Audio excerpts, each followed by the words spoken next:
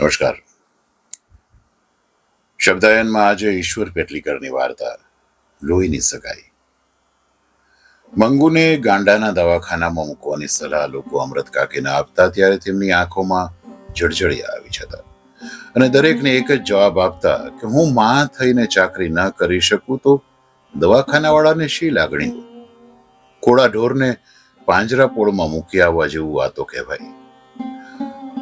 અમૃત કાકીની આ ગ્રંથિ જાહેર થઈ ગયા પછી કોઈ એમને એવી વાત કરતું નહીં. જન્મની ગાંડી અને મૂંગી દીકરીને એ જ રીતે ઉછેરતા, ચાકરી કરતા અને લાડ લડાવતા એ પ્રત્યક્ષ જોઈ લોકો એમના વખાણ પણ કરતા કે આવી ગાંડી દીકરીને તો અમૃત કાકી જ ઉછેરી શકે. બીજાને ઘેર હોય તો ભૂખી તરસી ક્યારની એ મરી ગઈ હોય અને જીવતી હોય તો પણ આવું હૃષ્ટપુષ્ટ શરીર તો ન જ હોય. મંગુ સિવાય અમૃત કાકીને 3 સંતાનો હતા, 2 દીકરા અને 1 દીકરી.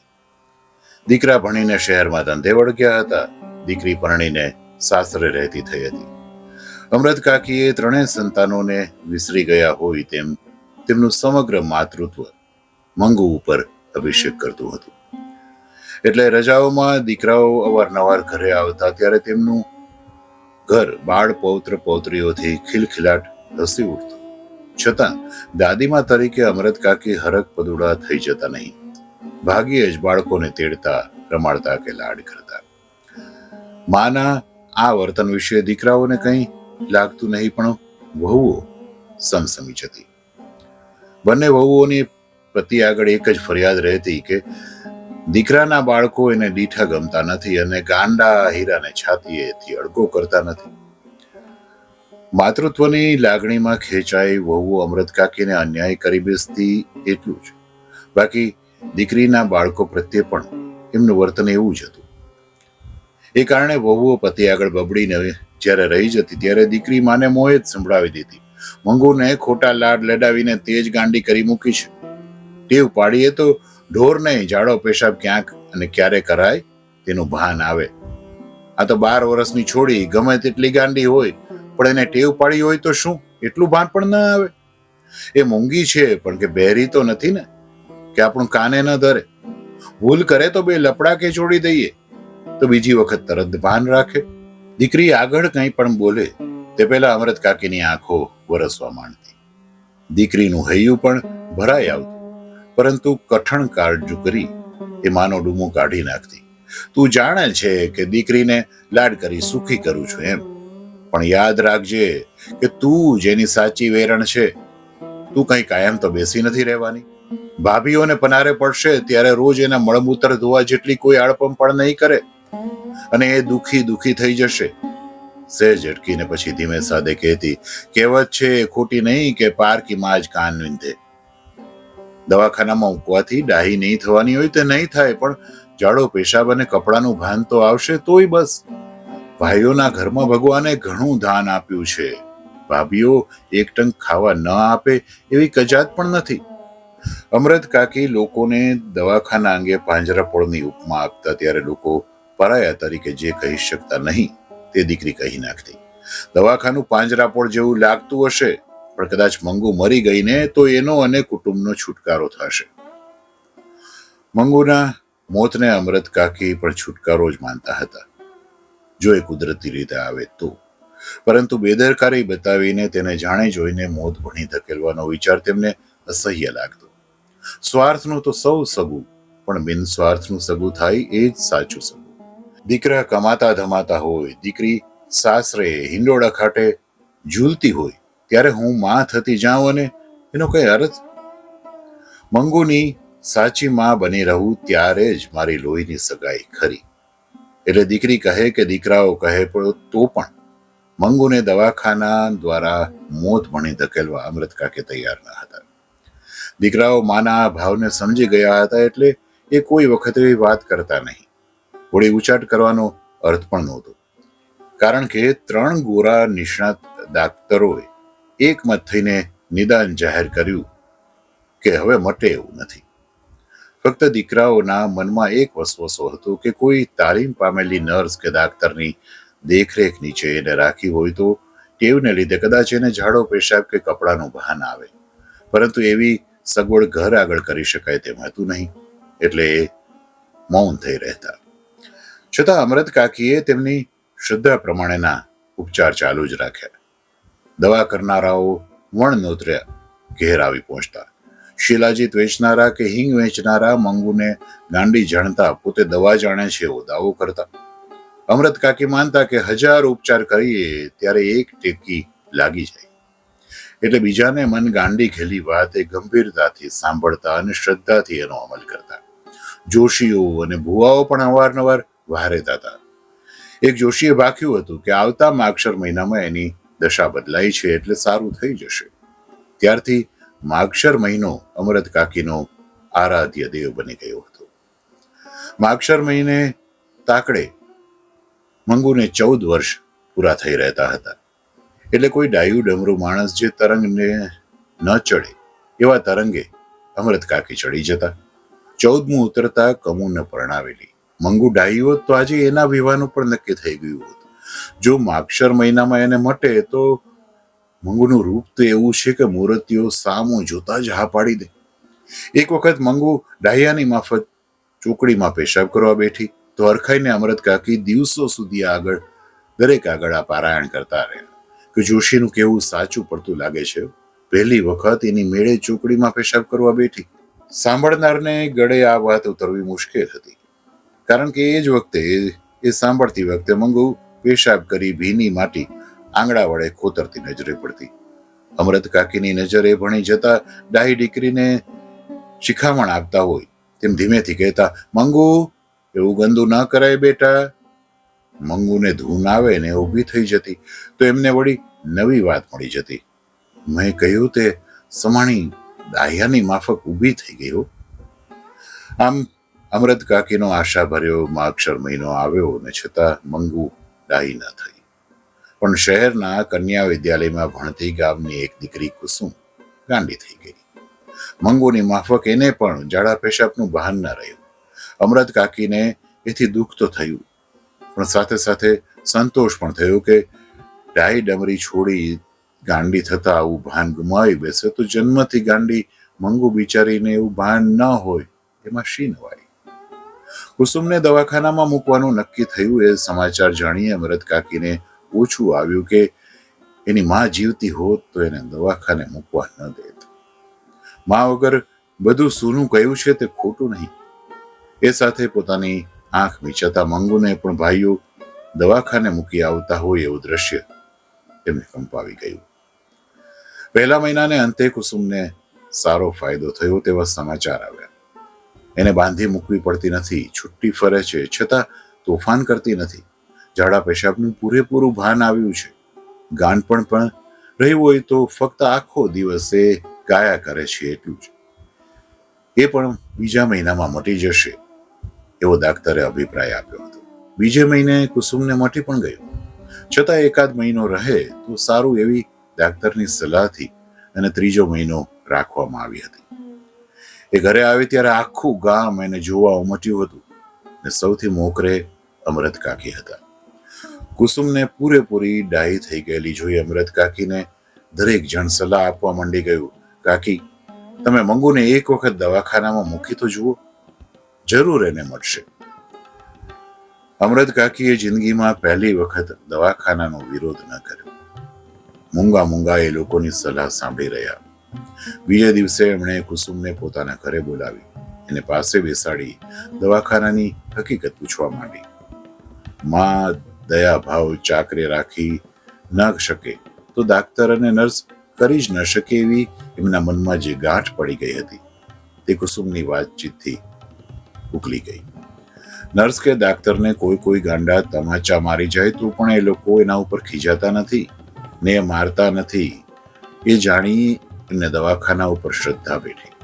નવી આશા જન્મી કે મંગુના કર્મમાં દવાખાનામાં જવાથી મટે એવું લખ્યું હોય તો કોને ખબર. આટલા ઉપચાર કરી જોયા તો એક વધારે, નહીં મટે તો પાછી ક્યાં નથી લવાતી. છેવટે મંગુને દવાખાનામાં મૂકવી એવો અમૃત કાકીએ નિર્ણય કર્યો. એ માટે મોટા દીકરાને ઘેર આવી જવા એમણે પત્ર લખાવ્યો. છતાં એ નિર્ણય લીધો ત્યારથી એમને ઊંઘ ઉડી ગઈ હતી. જાણે પોતે હારીને આ કામ કરી રહ્યા હતા એમ એમના મગજ ઉપર એક જાતનો ભાર જણાવવા લાગ્યો હતો. દવાખાના પર શ્રદ્ધા જન્મી કે એક નિમિત્ત હતું, બાકી ઊંડે ઊંડે બીજું કારણ પણ ડોક્યા કરતું હતું એમને દેખાતું હતું. મંગુ મોટી થતી જતી હતી, પોતાની વૃદ્ધાવસ્થા વધતી જતી હતી. વહુઓ ચાકરી નહીં કરે એની ખબર પડી ગઈ હતી, કારણ કે બેમાંથી એકે વહુએ આજ સુધી સાથે રહેવા આવવાનું પોતાને આમંત્રણ આપ્યું ન હતું. આજના દીકરાઓ પણ વહુઓથી દબાયેલા એ ઘેર ઘેર જોતા હતા, એટલે પેટના દીકરાઓની આશા પણ એમને જાજી દેખાતી ન હતી. એ સ્થિતિમાં મંગુનો પ્રભુ હોય અને એને મટી જાય કે ન પણ મટે તો જો એને દવાખાનામાં ગોઠી જાય તો મરતી વખતે પોતાને એક જાતની શાંતિ રહે. એની ચાકરી કરનાર દુનિયામાં પારકું પણ છે ખરું.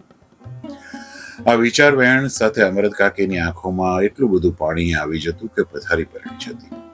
હૈયું પુકારી ઉઠતું, ગમે તે બાનું ભલે કાઢો, પણ મૂળ વાત એટલી કે તમે દીકરી થાક્યા છો. અમરત કાકી ઊંઘમાંથી ઝબકી જતા ને બોલી ઉઠતા, શું હું થાકી છું? હૈયું બમણા જોરથી પોકારી ઉઠતું, એક વાર નહીં 1000 વાર. અમરત કાકીને થયું પોતે દીકરાને પત્ર લખ્યો એ જ મોટી ભૂલ કરી. એવી શું ઉતાવળ હતી કે શિયાળામાં આ ટાઢમાં એને દવાખાનામાં ધકેલવી પડે? રાતમાં હું એને કેટલી વાર ઉઢાડું છું દવાખાનામાં, એમ ઘડીએ ઘડીએ કોણ ઉઢાડશે? ઉનાળામાં મૂકવાનું રાખ્યું હોત તો ઠીક થાત. પરંતુ પત્ર મળતા દીકરો આવી પહોંચ્યો.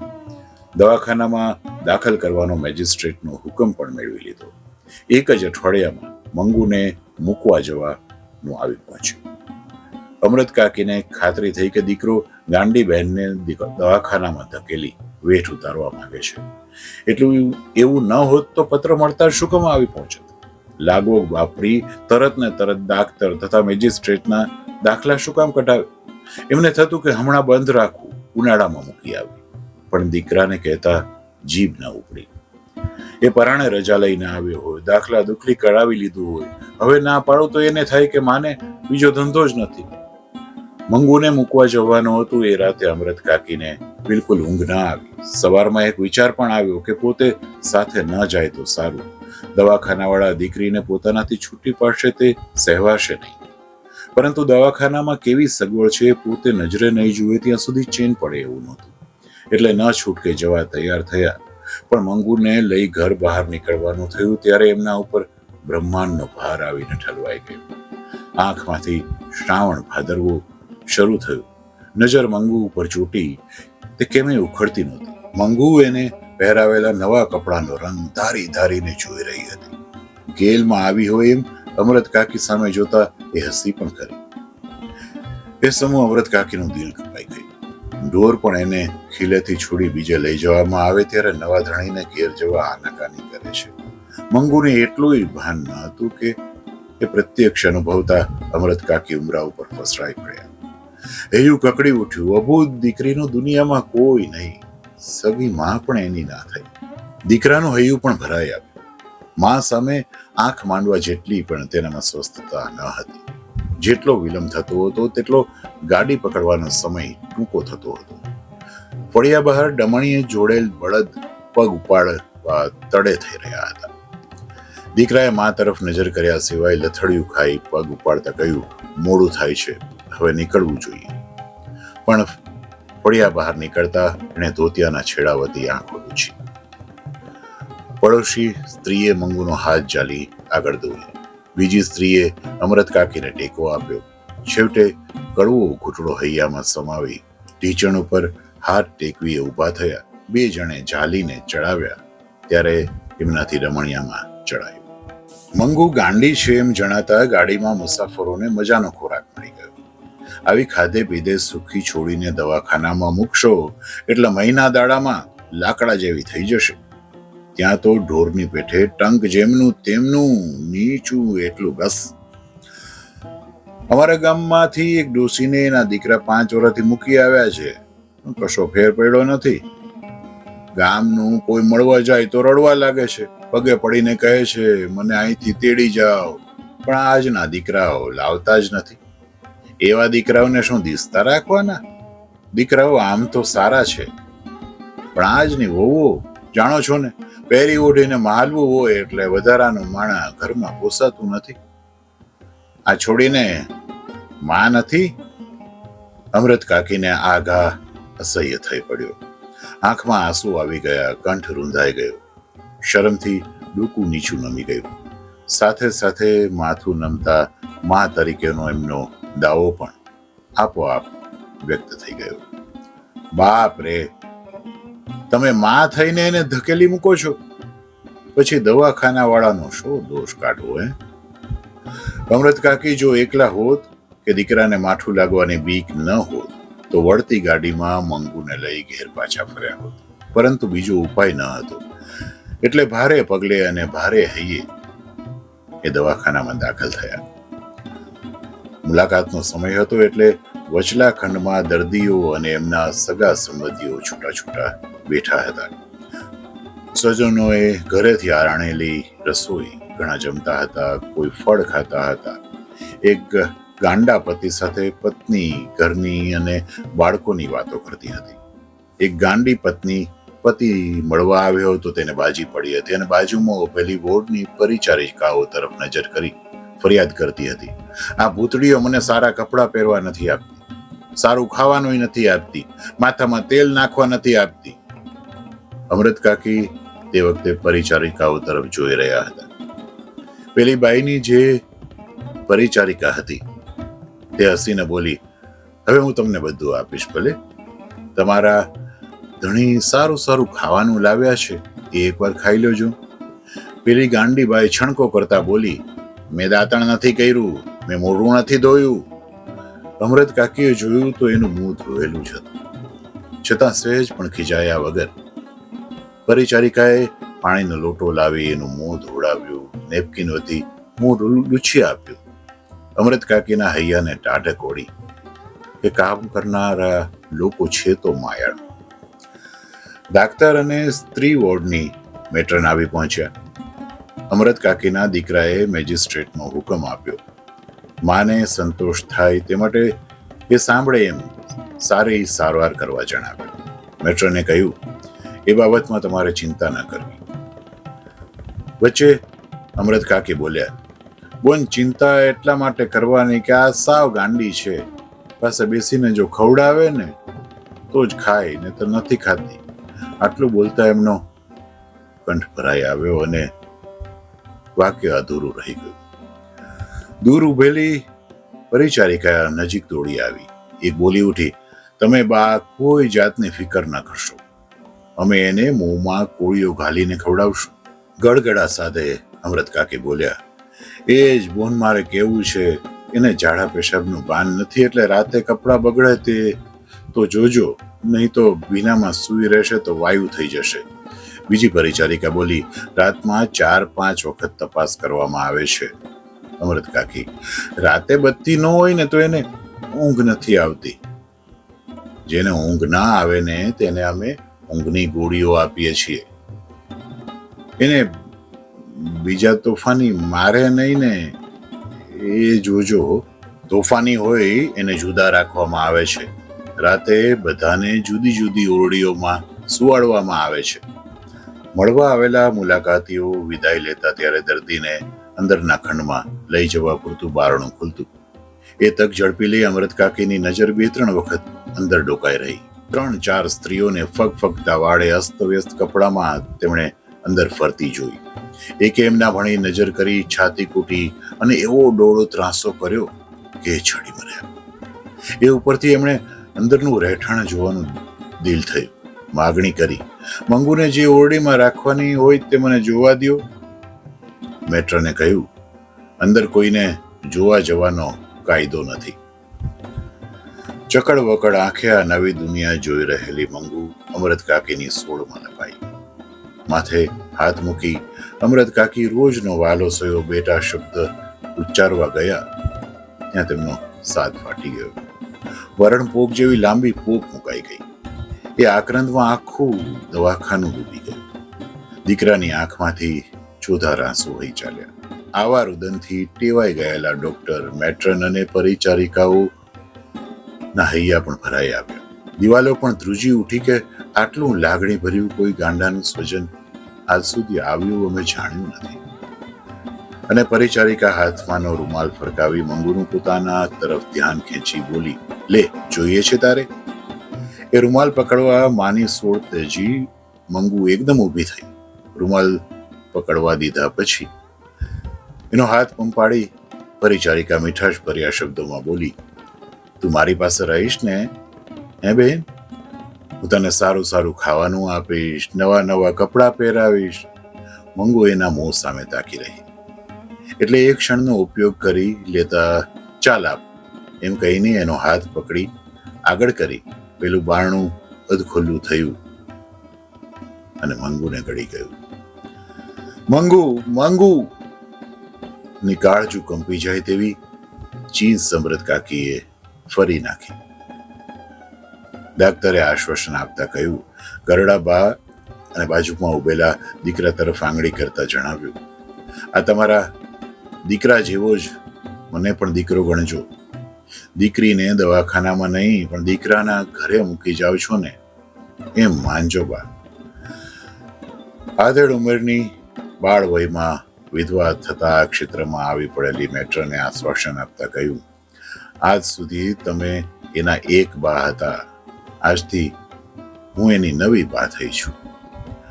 અમૃત કાકી ડૂસકું ભરતા બોલ્યા, એને મોંઘા ઢોલ જેટલું ભાન નથી. મેં એને આજ સુધી મારાથી અળગી કરી જ નથી. કુસુમને તમારા દવાખાનામાં મટ્યું એટલે મેં કાળજું કઠણ કરીએ. અને એમનો કંઠ રૂંધાઈ ગયો. મેટ્રને કહ્યું, એ કુસુમ જેવી જ આ પણ થોડા વખતમાં ડાહી થઈ જશે. અમૃત કાકીનું ડૂસકું શમ્યું છતાં એની નજર પેલા બંધ બારણાને વીંધીને મંગુ ઉપર મંડાયેલી હતી. મંગુએ જાણે એમને યાદ દેવડાવ્યું હોય તેમ બોલ્યા, એ લુખ્ખી રોટલી નથી ખાતી. સાંજે વાળુમાં રોટલો દૂધમાં ચોળીને આપજો ને દૂધ ન હોય તો દાળમાં. અમૃત કાકીની કરુણ આંખ બની નજર માંડવાની મેટ્રનની શક્તિ લુપ્ત થઈ ગઈ હોય તેમ જાણે નીચી દ્રષ્ટિ કરીને કહ્યું, સારું બા. અમૃત કાકીએ કહ્યું કે એને દહીં બહુ ભાવે છે.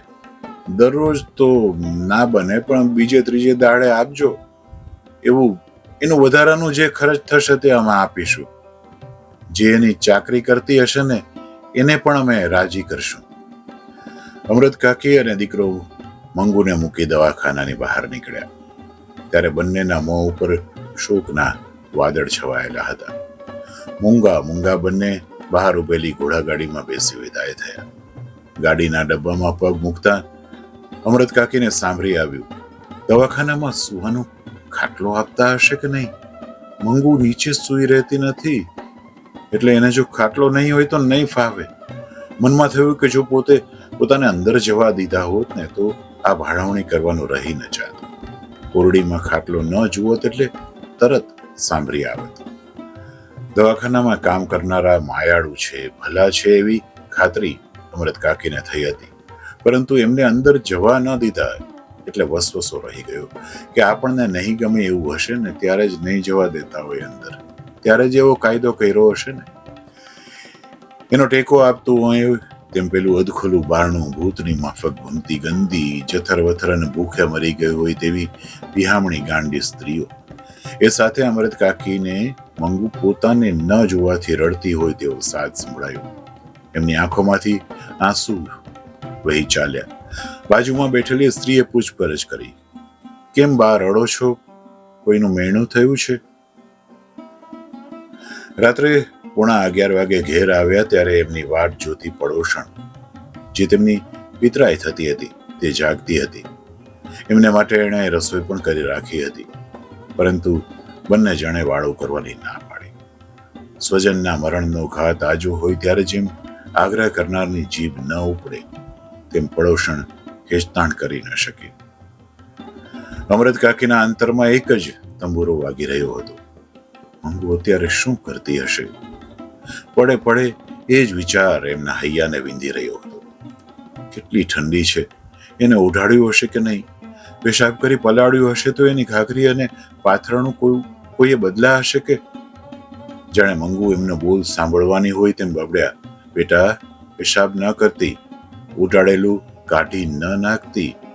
આ શબ્દો સૂતી વખતે કાયમ ઉચ્ચારતા અને છતાં મંગુ એનો અમલ કરતી નહીં. રાતે એણે પેશાબ કર્યો હોય તો એની ઘાઘરી અને પથારીએ બદલી નાખતા.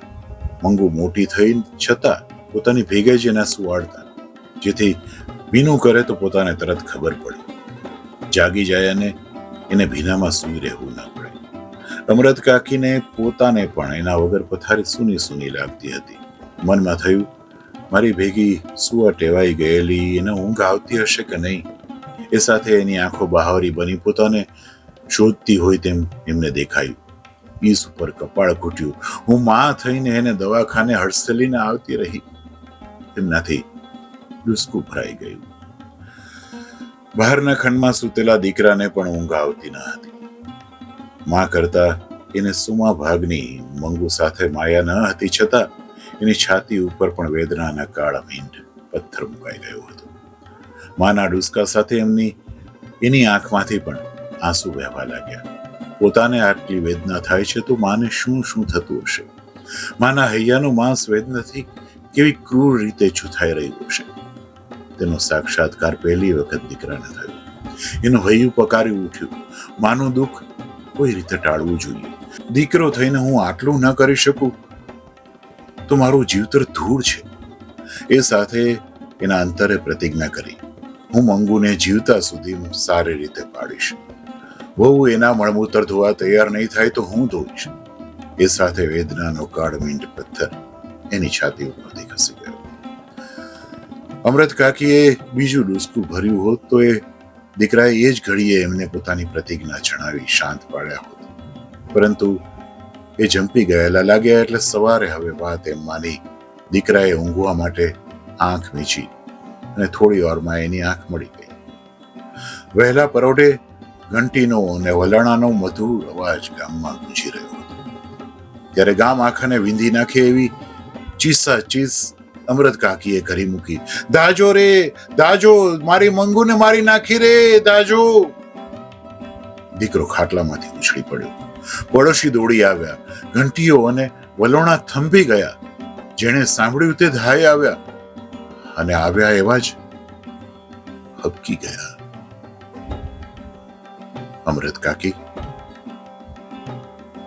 મંગુની નાથમાં વટલાઈ ગયા હતા. આ તો ઈશ્વર પેટલીકરની વાર્તા, લોહીની સગાઈ.